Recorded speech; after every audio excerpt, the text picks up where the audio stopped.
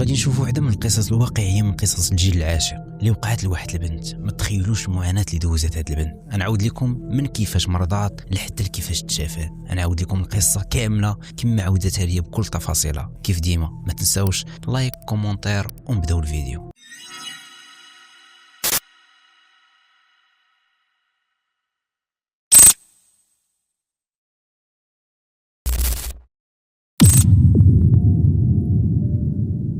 خديجة، واخا الصراحة ماشي الاسم ديالها الحقيقي، اسم مستعار. المهم كتقول خديجة: أنا على عهدتي واحد البنت اللي نقية وكيعجبني النقا، حيت كل نهار كنجمع الدار كانت عندنا فيها واحد الجردة قدام الباب وداير بها واحد الصوب. المهم فاش كنسالي الجميع ديال الدار كنخرج لديك الجردة حتى هي كنشطبها وكنجمع الاوراق ديال الشجر اللي تمايا اللي طاحت من الشجر وكنشطب ديك الغبرة. المهم الشغل ديال الدار راكم فاهمين. خديجة كانت ساكنة غير هي وباها في هاد الدار هادي، وباها كان واحد الراجل كبير في السن وهي البنت الوحيدة ديالو. بالنسبة للأم ديالها كانت توفات مدة هادي الله يرحمها. وبالنسبه للزواج كتقول خديجه جاو بزاف طلبوا يدي من الوالد، ولكن انا كنت رافض الفكره ديال الزواج حيت با كبير في العمر وخصني نبقى معاه وما نقدرش نخليه بوحدو، غا هو اللي عندي وحتى انا غير انا اللي عنده. المهم قالت خديجه: هادشي كامل اللي وقع لي نهار الجمعه، وفي ديك الجمعه كان الوالد مشى يصلي الجمعه في الجامع. فاش رجعنا تغديناها وموراها نعسنا ديك العشيه، دانا الناس حتى الجوي المغرب، يعني حتى بدات الظلمه كطيح. فهاد النهار هذا ما جمعتش الدار، قلت زعما نفيق قبل العصر ونجمعها، ولكن ما عرفتش علاش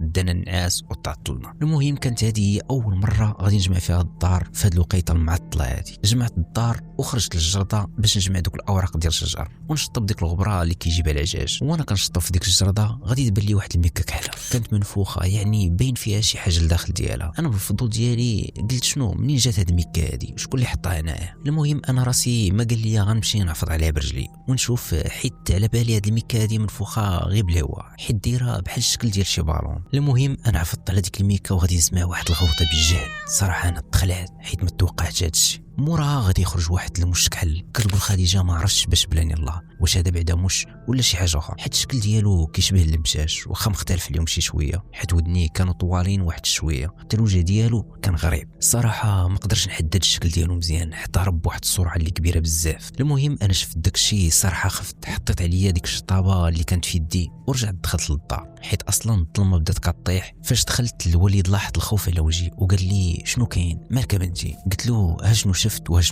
مش كحل غريب شفتو في الجرده وخلعني. قال لي: عادي يا بنتي، القطوط راه كاينين في كل بلاصه، ما ديري في بالك والو. المهم ديك الليله حسيت براسي باغي نعس بكري واخا راه ماشي من عادتي، وحتى جاتني واحد السخانه ما عرفتش منين نزلت عليا لدرجه النعاس ما بغاش يجيني. الوليد غادي يخاف عليا وغيديني للسبيطار حيت الحراره ديال الجسم ديالي كانت طالعه بزاف. المهم من هذا النهار هذا غادي تبدا المعاناه ديالي، حيت كل نهار مع المغرب الحراره ديال الجسم ديالي كانت كتزيد بزاف بلا حتى شي سبب، غا هكاك. انا ما كنتش عارف هذا الشيء منين ولا السبب ديالو، ولكن من بعد غادي نعرف. المهم واحد الليله كان الوالد معروض عند شي صحابو وبقيت بوحدي في الدار. كانت اصلا ديك الساعه وصلت ل 11 ديال الليل، 11 ونص هكاك. ما عرفتش علاش حسيت بشي واحد معايا في الدار. هذا الاحساس هذا جاني ما عرفتش علاش، ومن طبيعه الحال خفت. نط باش ندخل لبيتي ونسد عليا حتى يجي الوالد، ولكن الصدمه هي فاش حليت الباب ديال البيت ديالي غادي نلقى واحد الشخص جالس في الوسط ديال البيت ديالي بالضبط.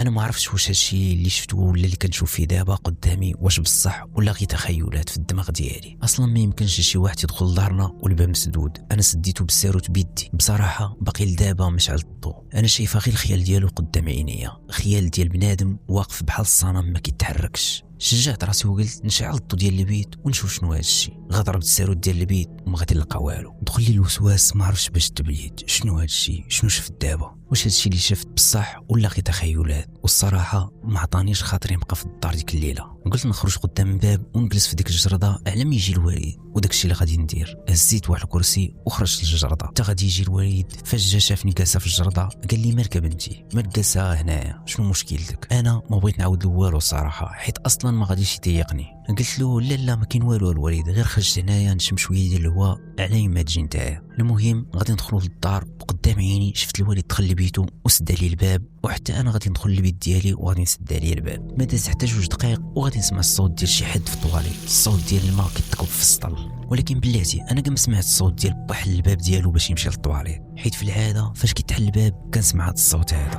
ولكن علاش ما سمعتش دابا هذا الصوت هذا؟ انا في الفضول ديالي نط مشيت للبيت ديال با، حليت عليه الباب ولقيته ما كاينش. بديت كنعيط عليه: با فينك؟ شنو كدير؟ فينك؟ لقيته في الصاله جالس كيتفرج في التلفازه. سولته: واش انت اللي كنتي في الطواليت؟ قال لي لا. قلت له: ولكن راه انا بودني سمعت الصوت ديال الماء في الطواليت. قال لي: انا على بالي بنتي غتكوني نعستي دابا، انا راه يلا دخلت من برا. الصراحه غا سمعت هذا الشيء تصدمت بزاف. كيفاش؟ وشكون هذاك اللي دخل قدامي للبيت ديال با وسد عليه الباب؟ صراحه تخربقت وما عرفتش شنو غادي ندير. شنو؟ واش وليت كنهلوس ولا شنو هذا الشيء؟ المهم كل نهار بالعشيه مور المغرب بالضبط جوي ديك 8 9 تاع الليل كنت ديما يا كنسمع شي حوايج يا كنشوف شي خيالات. ولكن فاش كنسول الوالد كيقول لي: لا بنتي راه كتخيلي، راه انت اللي كتسمعي وكتشوفي. المهم حاولت نتعايش مع هذا الشيء حيت راه ما يمكنش انا نشوف ونسمع وبلا.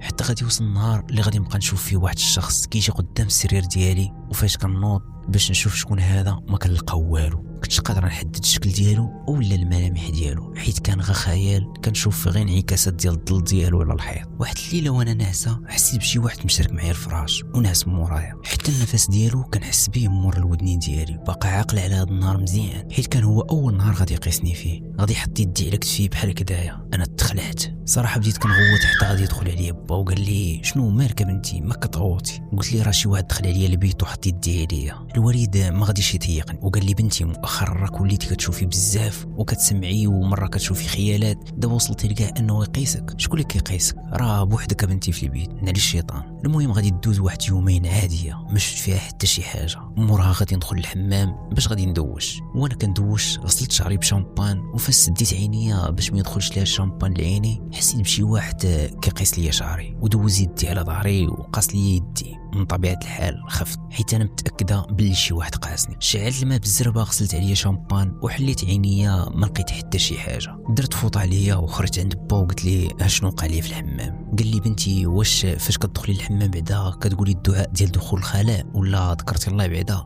انا من الغباء ديالي رجعت للحمام وبقيت كنقرا في القران داخل الحمام، على بالي خصني ندير، ولكن نتوما عارفين الحمام كيكون فيه النجاسه وما خصنيش نذكر فيه اسم الله. المره الثانيه غادي نحس بشي حاجه خبشاتني في ظهري، حسيت بالطفار ديالو والحريق ديالو. غوت با بالخلعه، درت فوطه عليا وخرجت بالناقص من هاد الدوش هذا. المهم مشيت للبيت ديالي باش نلبس الحوايج ديالي، وانا كنلبس في الحوايج ديالي كانت قدامي واحد المرايه. قلت نشوف هاد الخبشه هادي واش بصح ولا كيف ما كيقول لي با هادشي كامل غير اوهام وتخيلات. غادي ندور ظهري لديك المرايه وغادي نشوف بالفعل ظهري كانوا فيه 3 ديال الخبشات طوال. مشيت عند با وانا مصدومه وقلت له: با ها انت شوف هاد الدليل بالله ما كنكذبش عليك، وبصح شي واحد تابعني وداكشي كامل اللي كنت كنشوف واللي كنت كنسمع بصح، وداكشي اللي كيقيسني راه حتى هو بصح. غادي يخاف عليا الوالد وغادي يتيقني وغادي يتيق بالله ما كنكذبش عليه. قال لي: ضروري نشوف لك شي فقيه يجي يقرا عليك باش الا كان عندك شي عمل يبطلوا لك. المهم غادي يجيب لي واحد الفقيه كان ساكن غا قريب لينا، فقيه عادي وصافي. المهم جا وبدا كيقرا عليا القران. صراحه في الاول ما حسيت بوالو، ولكن شويه بشويه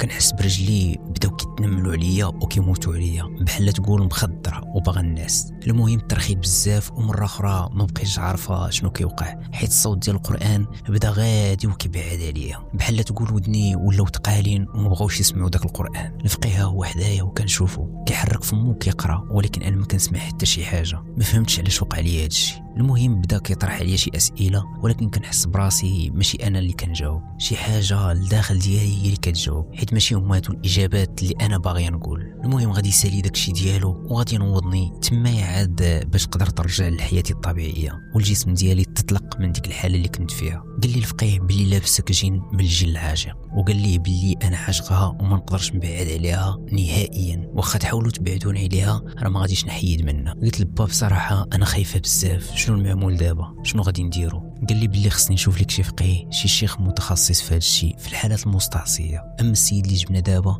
راه غير فقيه عادي، يعني ما كيفهمش في هذه الامور هذه ديال الجن والعوالم الاخرى. المهم انا بقيت خايفه ومرعوبه في ديك الليله. المهم مشينا نعسو ديك الليله، كل واحد مشي ينعس في بيته، واخا كنت مخلوعه صراحه. كيجيني حشومه الناس حدا با كيف ما كان الحال، انا راه بنت كبيره. وما يصلحش ليا. المهم غادي نسد عليا البيت ديالي وانا في ديك المرحله الاولى ديال الناس والجسم ديالي كيتقال عليا باش الناس. غادي نحس بشي شخص كيحط يديه عليا ونوضني وهزني بحال هكذايا. قال لي نوضي وجلسي راني باغي نهضر معاك في شي حاجه. انا ما عرفتش علاش درت داكشي اللي قال لي، وحتى داك الخوف ما حسيتش بيه كيف ما عادتي، بحال تقول متحكم ليا في المشاعر ديالي ولا منومني مغناطيسيا، ما عرف الصراحه. قال لي اسمعي باغي نهضر معاك في شي حاجه، انا نقدر ناديك انتي ونادي حتى بابا، انا عاشقك وكنبغيك وانا من الجنس السفلي، انا جن ماشي مسلم، انا ما بغيتش نادي باك. داكشي علاش قولي لي بلا ما يصدع راسو ويجيب داك الشيخ اولا داك الراقي اللي باغي يجيب، وديما تفكري انا ديما في جنابك، انا ديما حاضي فين ما مشيتي كنكون معاك. وقال لي غادي نثبت ليك باللي انا قادر ناديك ونادي باباك الا ما درتيش بهاد الهضره اللي قلت ليك. دقه واحده غادي يختفي، غادي نسمع باك يكحب بالجهد بحال تقول تقجد، نط عنده بالزربه، ديت ليه الماء وبديت كنضرب ليه في الظهر ديالو حتى غادي دوز ديك الحاله ورجع كيتنفس عادي. قلت ليه شنو وقع لك ابا؟ قال لي باللي كان ناس عادي حتى فاق ولقى راسو مقجوج. قلت له با بغيت نطلبك واحد الطلب عافاك وكنتمنى دير به، الفكره ديال الراقي اللي غادي تجيب غير حيدها من راسك. قال لي علاش بنتي كتقولي هكا؟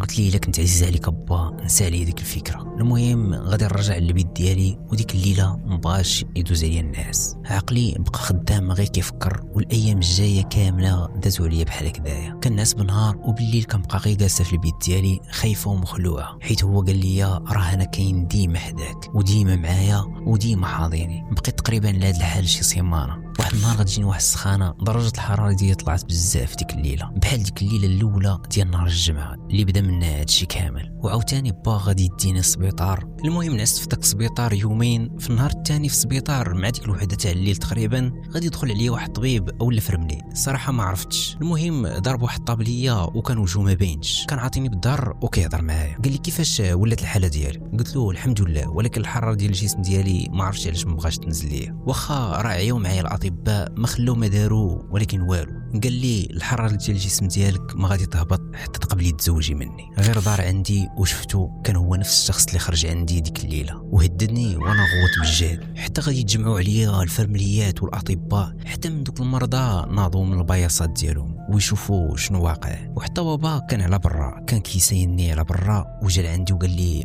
مالك بنتي علاش علاش غوطتي شنو وقع لك؟ قلت له راه جا عندي وتبعني حتى لهنايا. قال لي شكون هو اللي جا لعندك بنتي؟ وعاودت ليه كل شيء وقلت ليه علاش اصلا. قلت ليه ما تجيبش داك الشيخ داك النهار، وقلت ليه باللي هو اللي قال لنا ما تجيبوش داك الشيخ اولا غادي يادينا، وباللي هو اللي قشتك داك النهار في ديك الليله حتى بديت كتكحب. قال لي با مستحيل انا نسكت على هذا الشيء، غادي ياخذني من السبيطار. خرجنا وداني للدار عند عمتي، كانت بعيده علينا شي شويه ديك الدار. قال لي هنايا بعدا غادي تكوني بامان مع عمتك. ما نقدرش ننسى داك النهار حيت فاش وصلنا لعندهم بنات عمتي كانوا خايفين مني بزاف، كانت باينه في عينيهم. قالوا لي باللي سمعنا باللي ساكنك الجن. المهم تما في ديك الدار ديال عمتي غادي يجيب لي واحد الراقي اللي كان مجاهد بزاف ومعروف بهاد الحالات المستعصيه ديال الجن. المهم بدا كيقرا عليا داك الشيخ وتعاود نفس السيناريو ديال داك النهار، رجلي بداو كيموتوا عليا والترخيت عاوتاني بحال تقول مخدره، وبدا صوتي كيتبدل من الصوت ديال البنت للصوت ديال الراجل غليظ. المهم مع القرايه ديال القران